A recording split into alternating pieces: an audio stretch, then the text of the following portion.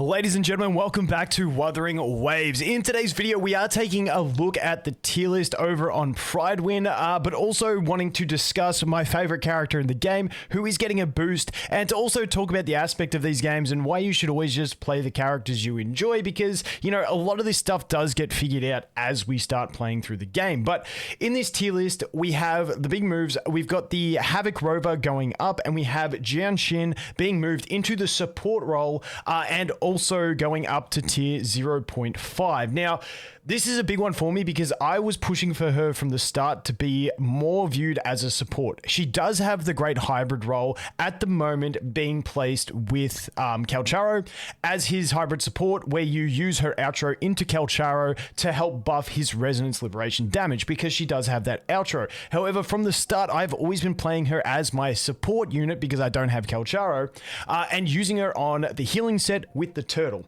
I just think she fills this role well. She has two weapons that really utilize this. I will do like a guide on Jianxin through my personal my views, and then I know my man Tomias is going to be doing CN guides on all these characters as well based on CN findings, but I just think she is such a versatile unit. You can play her as a DPS if you want. You can play her as that support type sub-DPS hybrid role, whatever you want to call it, for units that maximize their damage around Resonance Liberation. But I think her most splashable position is in that support slash healing role. You put the healing set on, which allows you to buff the rest of your team, which is going to work really well in double DPS teams as well when we look at things like that, because the buff will carry over from the healing set. And I think, and then obviously you get the turtle buff as well by using the turtle, and she's fantastic for it. And the big thing that I think people are starting to value a lot more as more people go into the Tower of Adversity is the grouping aspect. You run her on heavy energy regeneration with that healing set, so she's buffing your entire team.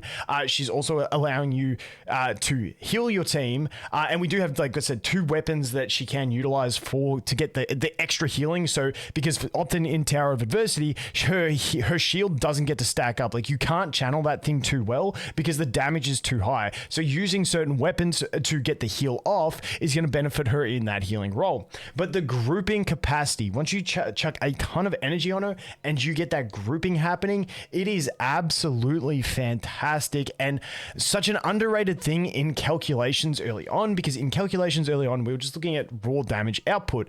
But what's, like, if you're then using that damage output but you're hitting 2 targets instead of 5, well, that damage output all of a sudden isn't that great, and her grouping potential is a bit wider than what something of Yang Yang is. On top of that, she has grouping in her basic attacks that's only very narrow. She has grouping on her intro skill, and she has grouping on her ultimate, and the ultimate is the big one, but the other two do assist with keeping enemies locked in. She also has abilities to cheese through mechanics with her counter. She's an absolutely fantastic unit. But like I said, this was the big one that I wanted to look at, and I want to bounce over quickly and just to demonstrate this in my game to let you guys see like the value of this character, and then we will continue talking about the rest of the wish list. But honestly, for me, Jianxin being moved into the support range is like, they have always listed her as multi-role, meaning she can actually fill any role in the game if you want to play her like that. But I've always felt like her core position was over in that support role. So let's jump over and let's take a look. Okay, so here we are over in the Tower of Adversity. I'm just sitting on my 9 and 6. I only have the 1 DPS built at the moment, so just keep in mind when we are looking at this, we are looking at her optimal team, because normally you're going to use with the Jian team, you're going to use Verena. I only pulled mine this morning. She's level 1 with no investment. I got to get round to that. But this was just my main team that I was using because I only have the 1 DPS build so far. I am working on my Havoc Rover, but my Echo luck has been absolute dog shit.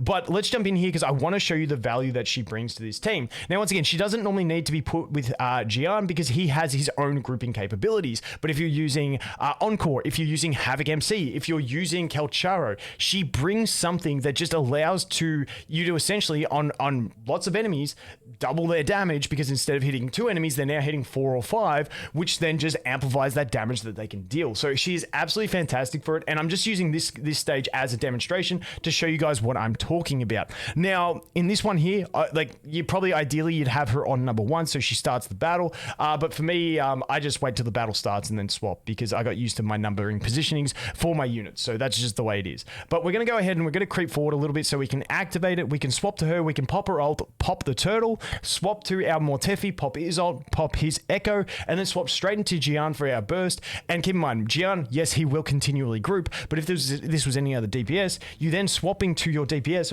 with the enemies already grouped, so you can maximize that damage. So let's go here. We're going to start. We're going to swap. We're going to group. I don't think I was far enough forward, actually.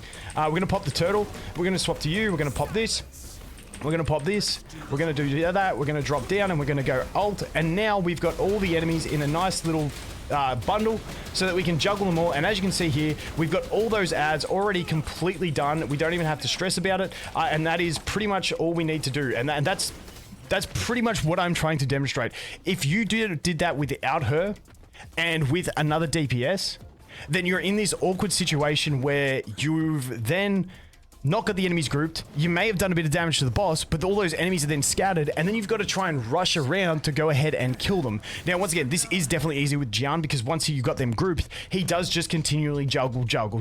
But for any of your other DPS, at least they're all in range, so you can go ahead and nuke them as well, and she just really aids with that, and getting all those enemies grouped. And then on top of that, you have high energy regeneration, so as you're going through your swaps, she gets her ult around much faster, and then she can do the same again in case they start to scatter a bit. Once again, she does also group with her intro and the third hit on her basic attack combo, but that is only very narrow range.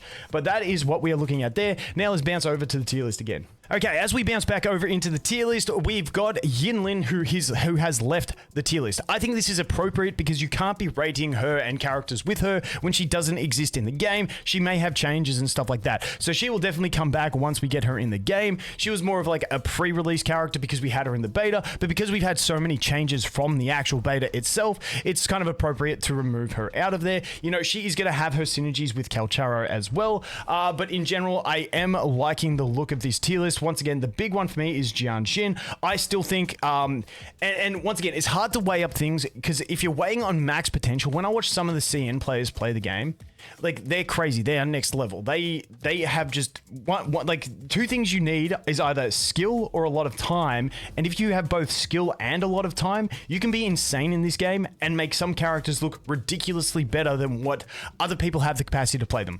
And that's why I think Jian is crazy. Not only does he just have the raw damage, he has the ability to basically be a face roll character. And that's what I love about this guy. I've mentioned this before, but when you have to have 3 teams built eventually, it's nice to have one easy team that you don't really have to overthink your brain in mechanics to do. Like, my general rotation is like, after a burst window of Jian, I swap to Jianxin, use her E, use a couple basics, then I swap over to my Montefi, use his E, try and get 2 E's off, then I swap back to Jian, use his E to get him energy regeneration, back to Jianxin, use the turtle, then I get to full concerto, then swap to the Mortefi, get his full concerto, do his combo into Jian, and away you go. Now, that's a more complex one. You can go more simplistic if you want, but because Jian himself is so simplistic, it makes it very easy. Now, I have seen some people doing some crazy things with swapping on every attack of his basic during his ult window and stuff like that, but once again, I think that's a bit extended on what most people will do. So I think Jian is by far the best DPS in the game when you balance out every factor. One, his damage is insane. He's got grouping, he's got control, and he is so easy to play. I think he's just absolutely fantastic. For anyone new to the game or anyone that doesn't have much time to invest in the game, and you know, you're not the greatest at action games, I think he's absolutely fantastic. Verena, not much needs to be said there, just crazy buffs. The assistance of healing is just fantastic.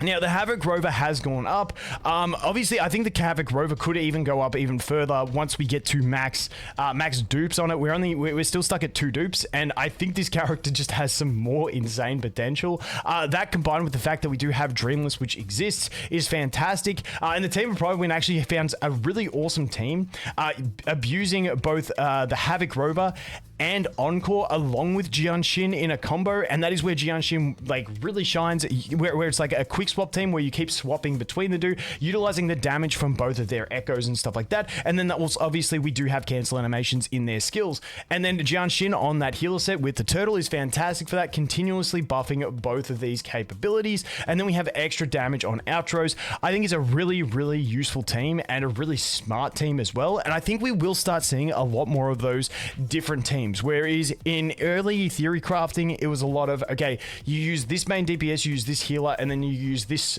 sub DPS slash hybrid slash sub support to boost the damage of that one main DPS. But and that is a lot easier for people early on when echoes are really hard to get a bunch of, because then you don't have to build multiple DPS sets. But once you start getting there, the split DPS and using some switching is going to be insane. And that's why I do think Kelcharo with the Yinlin will still be great, even though Yinlin's buff will disappear after the next swap. Because they have such long animations, I still think that will be an amazingly high utilized team, and very valuable nonetheless. So that is the basic things that I wanted to go through in this one. Old mate Taochi, whatever her name is still down the bottom. I think someone's going to find something cool with her. We'll wait and see, but she's not my cup of tea. She just feels too clunky for me to play personally. But that's the main things that I wanted to go through in this one. Like I said, I'm pumped that Jianxin came up here. I think she started in tier 2 in the hybrid role, moving up to tier 0.5. There's like, I just playing her. There was no way that these two outshine her as a supportive type character with the healing, shielding, grouping and all that. Now, once again, Yang Yang is still a fantastic option if you didn't get her. For that supporting type option, I definitely think that she is a decent option for it. But once again, her range just isn't quite as big as hers. She doesn't have the consistency with it. Honestly,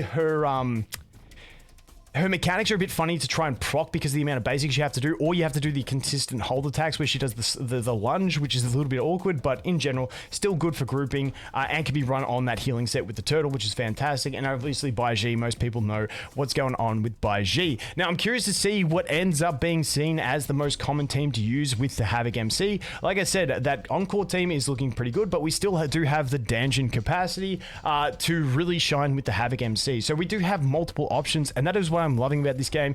It feels like every day I jump online, I'm finding people have new teams for different combos and stuff like that. And at the end of the day, even if one combo is considered to be the best team, at the end of the day, it all comes down to how much you enjoy that team, how good you get at it, and how much you want to play it, as to how good it is. So once again, with all these games, when they come out, always just pull for the characters you like and the playstyle you like, because at the end of the day, you never know. And like I said, I think a lot of people would have ended up going for the Verena with Kelcharo and Encore from their 3 characters that we essentially got. I personally went with Jianxin. I just got my Verena, and I'm still holding on to my selector because I don't know who I want to pull. I'm thinking Encore. Honestly, I'm low-key even tempted to try and just push Jianxin dupes because I love this character that much. But we'll wait and see. But that is where the tier list is at. Once again, the big movers being the Havoc Rover going up and Jianxin being moved and going up as well. And definitely there is more stuff to find with all these characters, which is absolutely fantastic. But anyway, guys,